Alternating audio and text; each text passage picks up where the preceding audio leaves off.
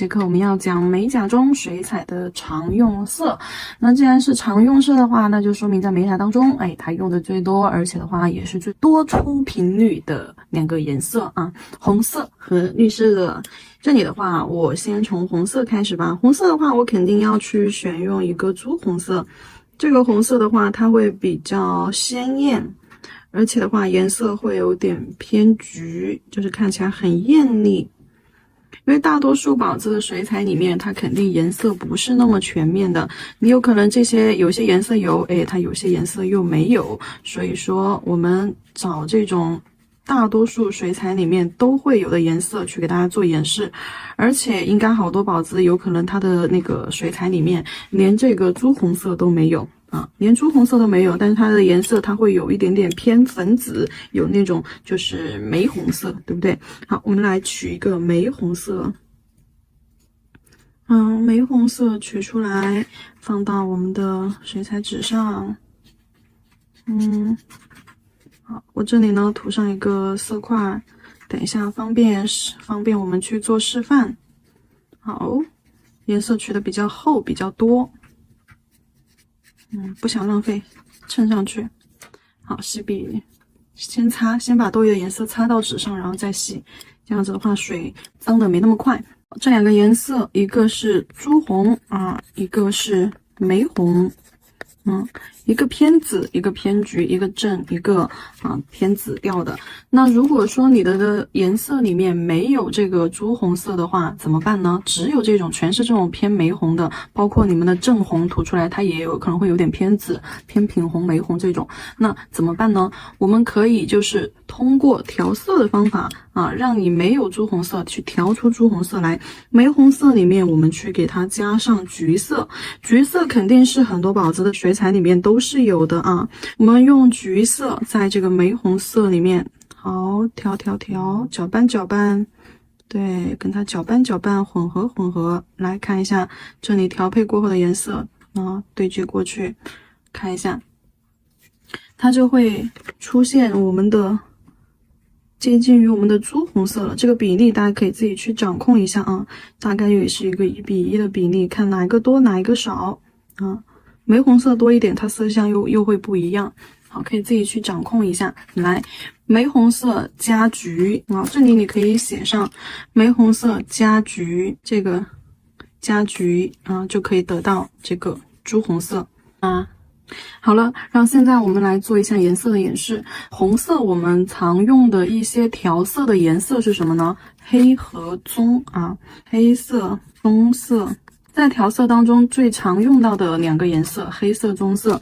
如果说我们用正常的这种红色在甲面上去进行演示的时候，画出来的花型的话，我会在这里在纸上演示给大家看一下，用2种不同的浓度原本的样子，我们看一下原本的样子，这个颜色，玫红色也取出来，颜色浅一点点，玫红色也取出来。黑色给它放上去，棕色，这里的棕色的话，你们可以就是焦糖棕也行，或者是深棕也可以焦糖棕的话，它会有一点这种偏亮，可以看一下。如果说是深棕，它会稍微颜色暗一点，就是加完黑色的一个效果把这个棕色好放到旁边。棕色也是大家就是都会有的调色盘里面。我们来看一下这两个颜色加完黑色和棕色之后的一个效果。我把色块放到上面，这样方便我们后面去做展示。中间再叠一层深一点的，让你们看到它原本的色貌是什么样子。就是深浅色这样子去做了一个叠加。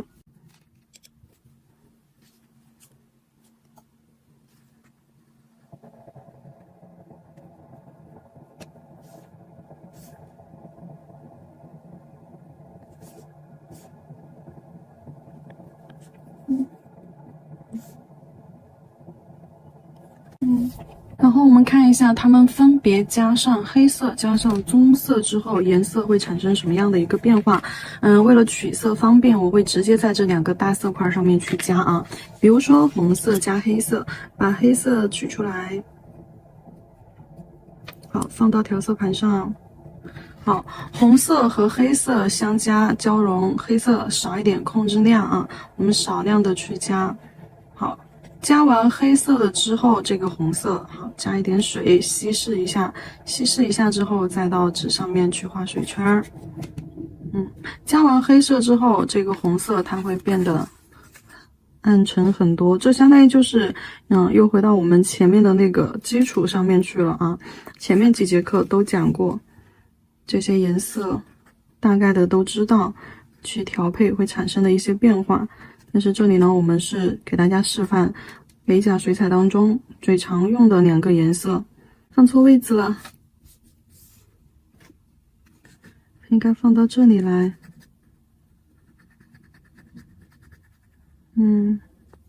黑色，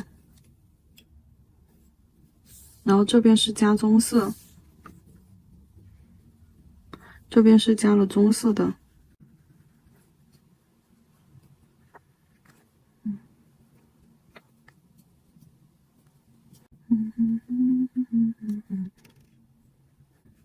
就放到旁边吧。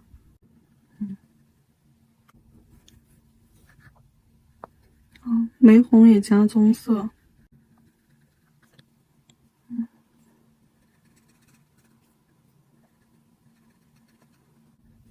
这个颜色蛮好看。玫红加棕色反而变成了那个血红色。这里只是用的比较浅的一个颜色啊，我们再取多一点点。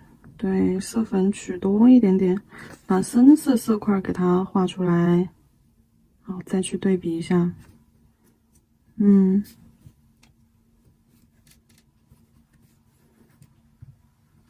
那这里再把深色色块画到中间。这里看演示的时候，你们可以快进看啊，可以快进看，主要是让我给你们现场调配出来这种效果，你们也可以跟着我一起操作。这个错误的部分不要跟。看一下棕色加完红色之后，它产生了一个颜色变化，变成了棕红色。好，这边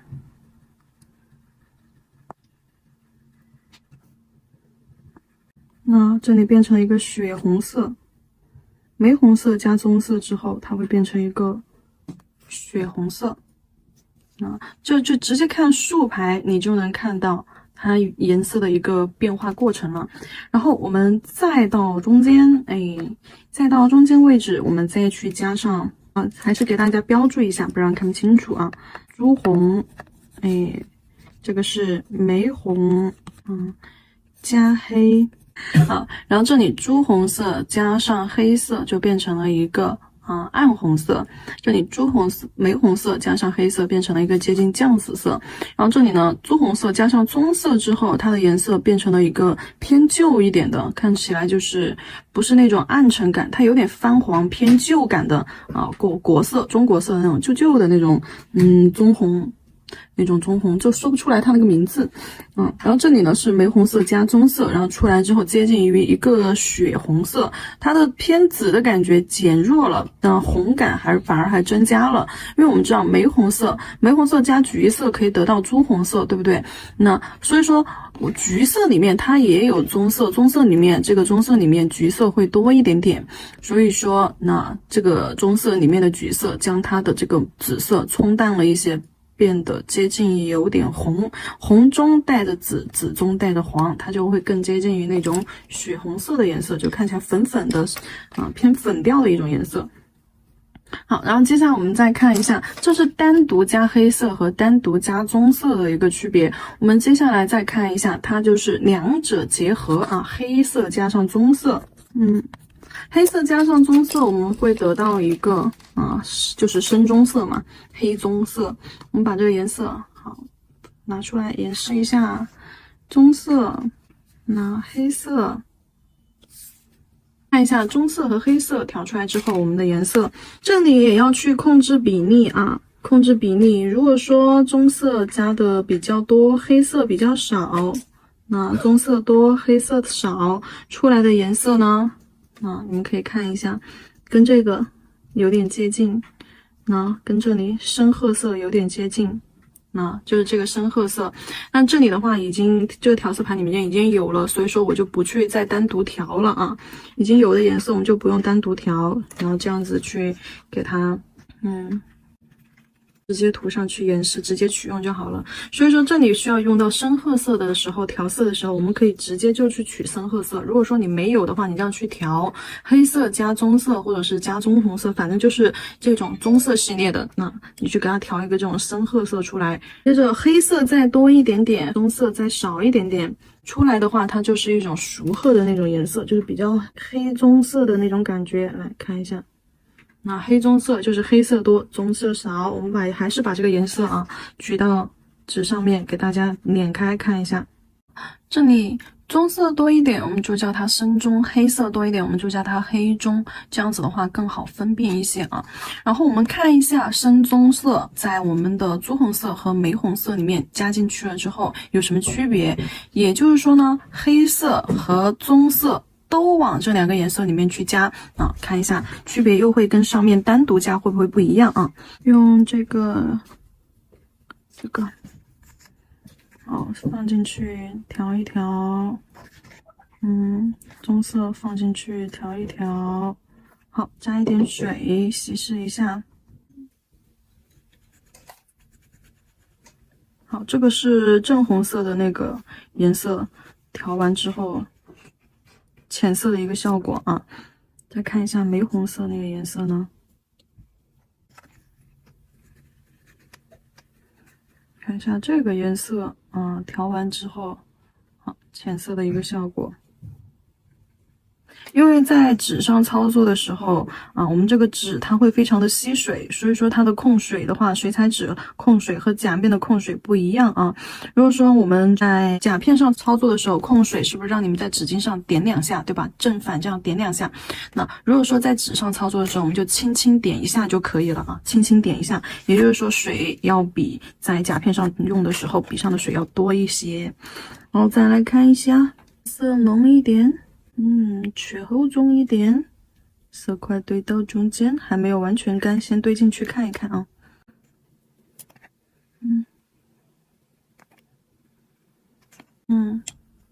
还是有区别的啊。再来看一下另外一个颜色，黑棕，深黑棕。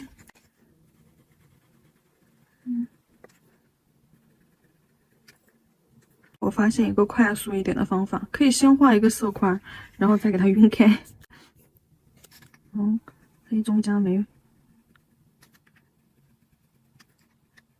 这个就是我之前很喜欢用的一个酱紫色。原来它就是黑色和棕色，就是这种黑棕色调出来的呀。我再看一下，把这边的再加深一点。再用这个深棕色都去调一点颜色，看一下它的一个深色效果。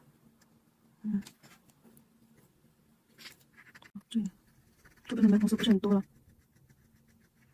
跟你过去吧。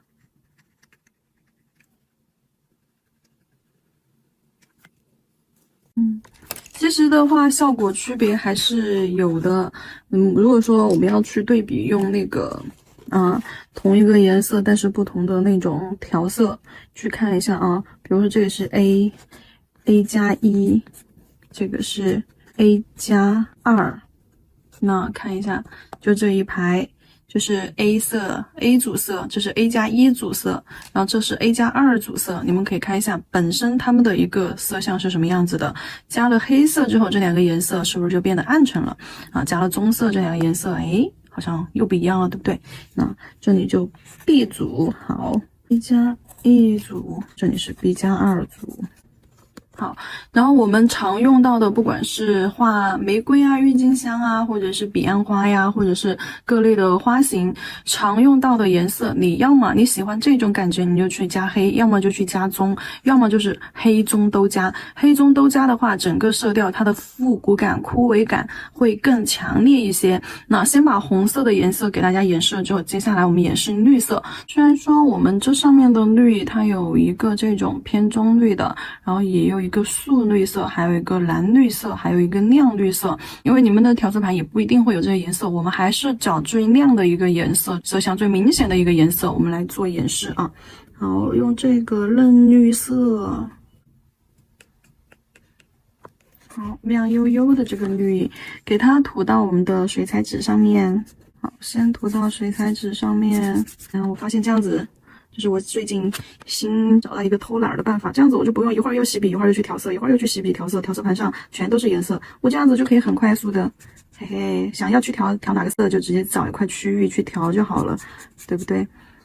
这个方法很好用，但是只适合我这种就是给你们做示范教学啊比较好用，你们别去试啊。而且因为我这个水彩纸的话，它是不怎么吸色的，就吸色比较慢，就是有点像假面那种，但是就是水量控制的要大一些，就是它是不怎么就是颜色沉淀的没那么快，发的没那么快。所以说我还能揉散开，有些水彩纸你渗透下去，你颜色就揉不开了，你就不能用我这种方法去这样子的用啊。好，然后接下来我们把这个绿色找到了之后，我要给你们讲一下啊，调绿色的时候用到的颜色有哪些？这里边哈，用到颜色会很多的，周边给大家写出几个来。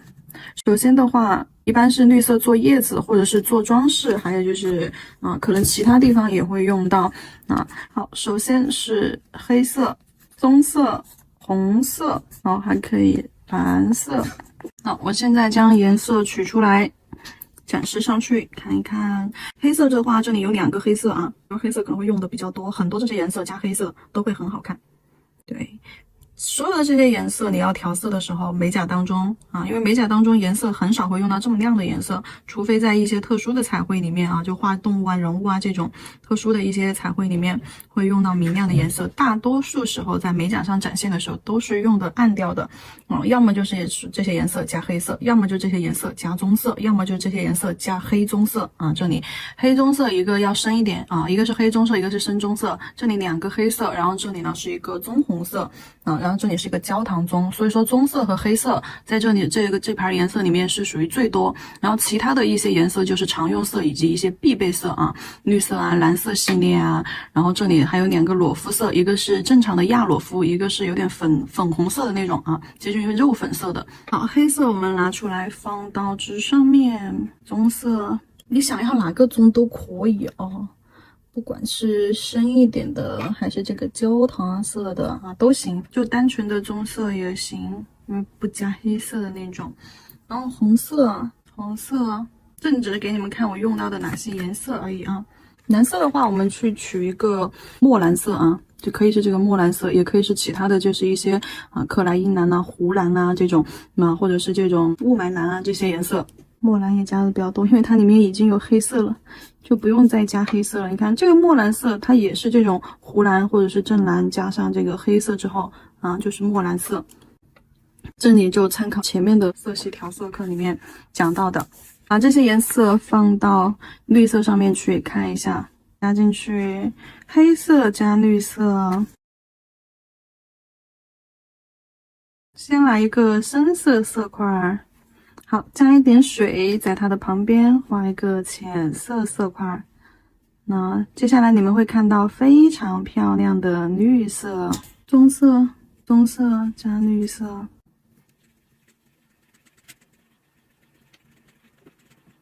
这个绿也好看，这里是一个有点像抹茶绿的颜色。这里这个绿色，橄榄绿，对，很像橄榄绿、牛油果绿的那个颜色。红色，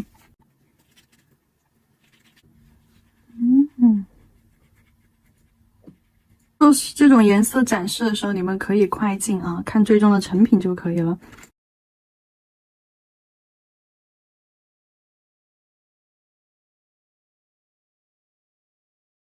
接下来我们可以取一点红色，在这个颜色里面啊，这些颜色也是可以互相去调的啊。取一点红色，到这个颜色里面去，红色、黑色加绿色，看一下出来的效果。这个颜色我也很常用哦。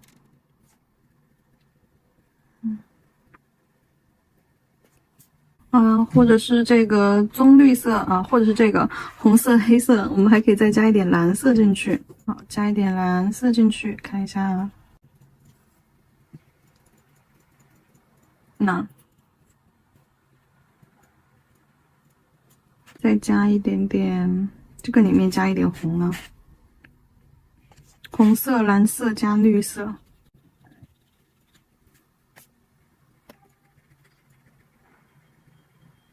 这个颜色好看。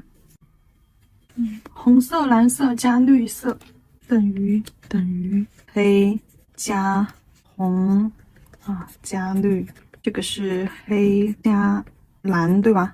加绿，其实这个很像竹青色，就之前我给你们说的，一个非常复古、浪漫、优雅的颜色，而且又接近于传统国色，它是那个竹青色的颜色。其实就是什么黑加蓝嘛，其实就是墨蓝，墨蓝再多一点点，墨蓝多一点点，绿色少一点点。那就像在这个颜色里面再加一点蓝色进去，绿色少一点点这个好像是红加蓝，加绿，这些都是这些颜色跟绿色的一个搭配啊。其实说，如果说要说到叶子的颜色的话，红加黑也行，棕加黑也行，蓝加黑也行。就是说叶子的颜色，它不只是说可以就是这种有绿色，就以上的这4种颜色可以去任意搭配的哦。我再给你们示范几个叶子的颜色，等一下我们在操作的时候搭配的时候可能会用到的。这个墨蓝色你可以加一下红色试一试。好，这个颜色也可以拿去画叶子。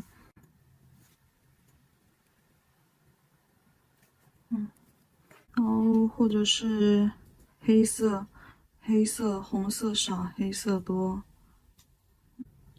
或者是再加一点棕色。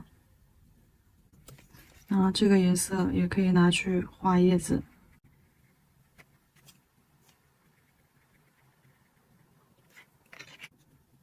黑棕色就直接就不用说了啊，这里黑棕色都是有的。蓝色加棕色呢，没有试过。蓝色加棕色，试一下。这个颜色也是可以拿去画叶子的。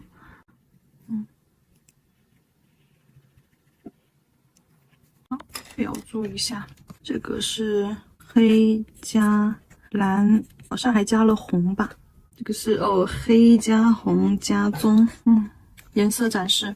其中呢，最重要的是这5个颜色：黑、棕、红、蓝、绿这是我们在画叶子的时候，还有一些就是色位风、灰色地带、冷色地带、灰色地带的一些颜色调的时候最重要的5个颜色然后这边呢就是红色系列暖色，这种暖色花卉那些颜色当中，我们用到最常用的黑色和棕色。所以说其实在调色当中美甲常用色彩当中最多用到的是黑色和棕色，那还有红色、蓝色，这些颜色会用的最多。接下来我们在这些颜色里面去找到组合搭配，演示给大家看。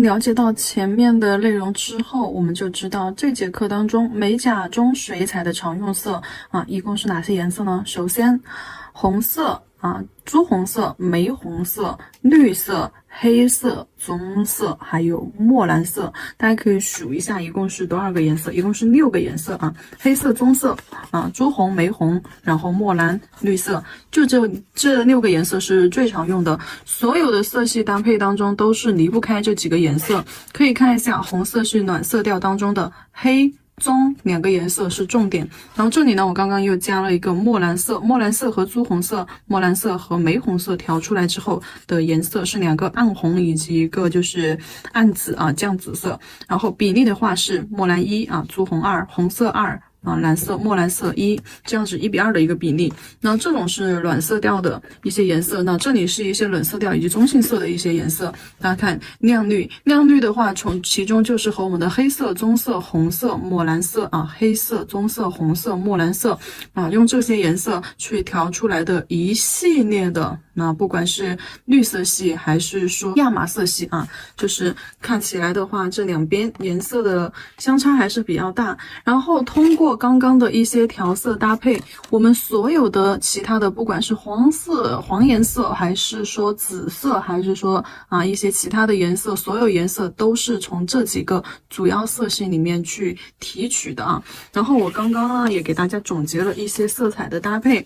那这个色卡上面呢，就是一些颜色的一些搭配。那其中下面尾部这里我写了水彩中常用的5个颜色：黑色、棕色、朱红、玫红、墨蓝就这些颜色可以和我们其他的所有的颜色去进行搭配。首先就是参考这2张图，这上面所有的色系我们在里面都能找到相近似的所有的色系我们在里面都能够找到相近似的颜色。红色系的这个颜色，对吧？那这里怎么调的，可以去看一下前面的内容，那就都教过大家。这个色卡的话，我会给大家放在学浪班级群的学习资料里面这上面的这个颜色搭配，不管是你画植物比如说花卉、郁金香荷花呀，或者是玫瑰呀，植物类的，或者是动物类、人物类它的一个颜色搭配都可以参照这里面的。比如说我基本上都是把颜色有一个前后顺序，比如说前面的颜色你可以植物中前面的颜色排在前面的颜色，你可以拿来画花朵的颜色，然后去排到后面的这些颜色靠近后面的这些颜色，那你就可以拿来画叶子的颜色。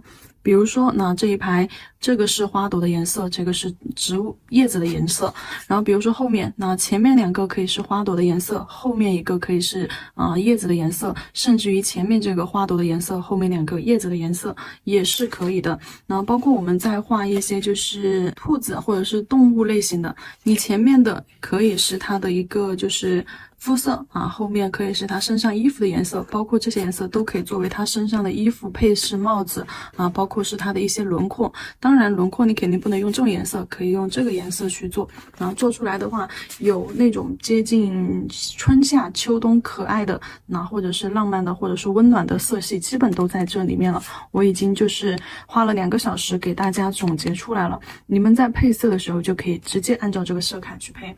我可以用我之前的款式举一些例子给大家看一下。那比如说那这个颜色找一下相近的搭配，就接近这个搭配，对不对？花朵和叶子的颜色，花朵和叶子的颜色，这个也比较接近。这些颜色都是从这2张色卡上面去提取出来的。如果说没有的我们都是再去加这几个颜色。好，这个夏日里的猫大家都看过，看一下这个的色系搭配。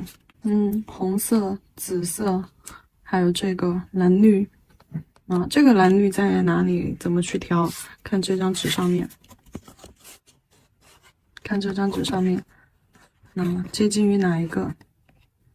接近于这一个颜色蓝色加棕色。然后接下来的话，我会给大家做一下演示，用这些颜色演示一个款给大家看，就是随意的去挑一组随意的去挑一组颜色，然后再演示在纸上面给大家看一下颜色是怎么去搭配的。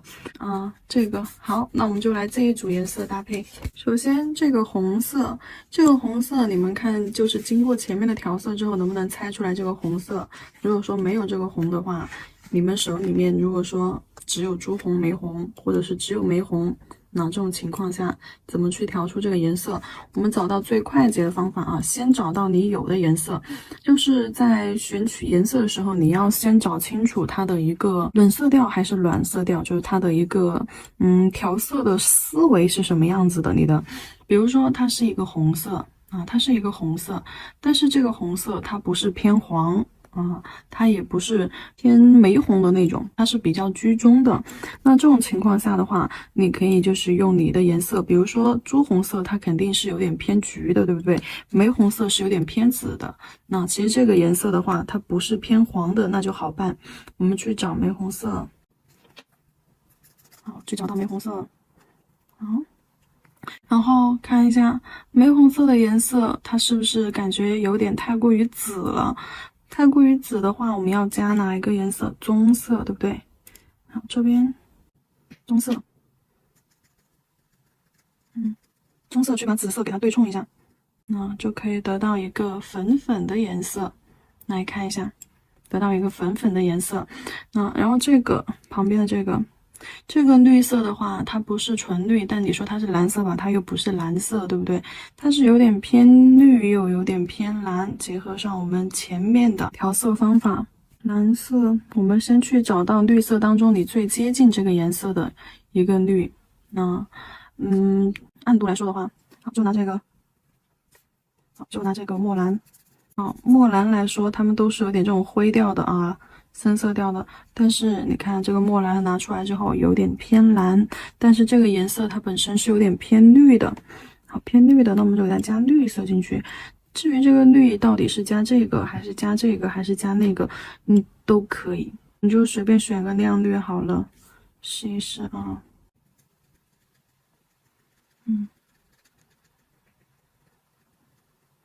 好像呢现在又有点偏绿了，再给它加点蓝色。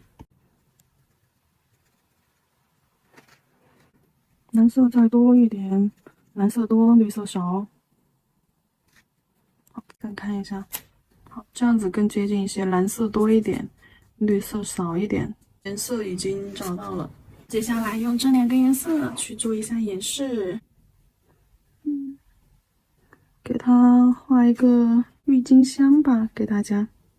笔尖用渐变的手法啊，画郁金香，用渐变手法。首先笔上蘸水，纸巾上控水。好，我纸上控水的时候，我刚刚才说过，夹片上我们去控水是快速正反面点2下，对不对？快速正反面点2下，这是夹片上。在纸上控水的时候啊，我们纸巾上轻轻的点一下，好就够了。笔尖尖去取色。OK， 毛尖尖取适量的颜色，取完颜色之后取浓一点啊，毛尖尖的颜色取浓一点，然后压笔，把笔斜放，压笔在甲面上侧推，好，侧推，弧度慢慢变大，慢慢的收，颜色没了之后就要开始收了，它的整个形状轮廓像一个鸡蛋一样啊，像一个鸡蛋，上窄中宽，然后下面收一个圆儿，一个鸡蛋。再来演示一个，笔尖上取一点点颜色，做渐变是笔尖取色，对不对？渐变的技法后面可以去看一下12技法当中渐变技法，笔尖取色啊，压笔侧推，好，慢慢的弧度扩大，慢慢的收，颜色没了之后，你就可以往下面慢慢的去收了。收这里屁股这里是一个 C 弧啊，但是渐变我们要做出干净清爽的感觉，所以说到下面的时候颜色自然就没有了，因为我们取色的时候笔尖取了一点点，所以说笔尖的颜色已经在这个花瓣最尖端已经完全给它留在这个地方了，然后剩下的颜色我们在侧推的过程当中将剩下的颜色慢慢往下拉啊，拉到笔上没有颜色了之后就干净了，所以说颜色的渐变过程就是由深到浅的一个渐渐，由深到浅慢慢的去过渡消失，直到不见，这就是干净清爽的渐变。郁金香是一个椭圆形，接着再次取色，再次取色，然后在郁金香的外轮廓起笔往它的内壁推一个 C 弧括号，好，也是这样侧推的方式，好，收到它的底座。侧推的方式也往里侧推啊，颜色也是在花瓣尖端就没了。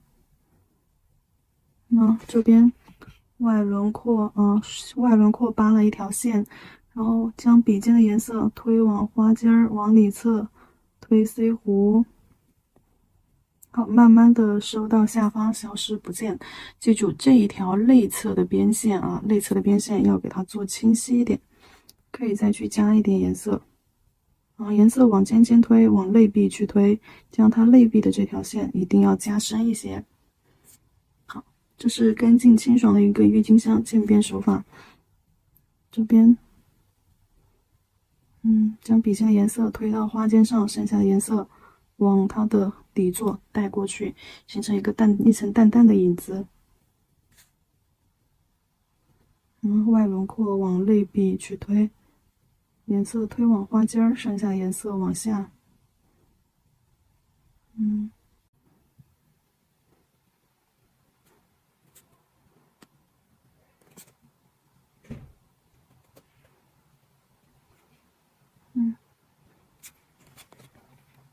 中间留了一条缝啊。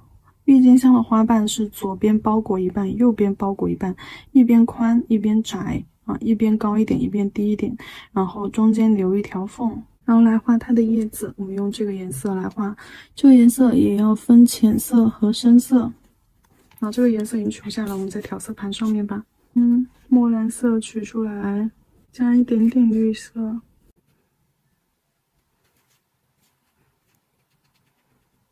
好，加一点水，调成一个水状浓度，让颜色调的清透一些。好，拉尖尖。提笔压笔，提笔收。这里的话，只是为了给大家演示它的一个配色，所以说，就算大家画不好这个花瓣，画不好叶子还用不好这些技法，找不准形态以及摆位的，那么没有关系，因为后面还有技法课，以及我们后面还有就是花型与叶子的课，你们可以等一下。把前面的这里调色先大概的找到感觉，然后花型、叶子、技法，我们等后面讲到这节课的时候，大家再去重点观测。重点观测完了之后，再配合上我们前面的这些调色、配色技法。现在的话用深一点，深浅不一的叶子颜色叠加在中间。现在要用更深一点的枝干。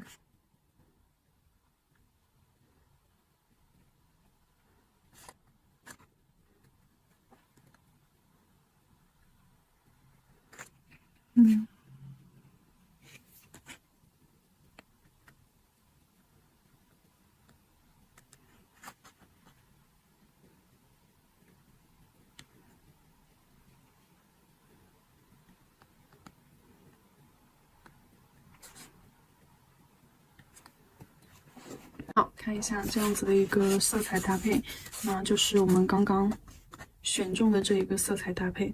那这一条，我把数字到时候给你标上，就是第4排的第4组的色系搭配出来的感觉就是很浪漫唯美，而且有一点轻微的高级感。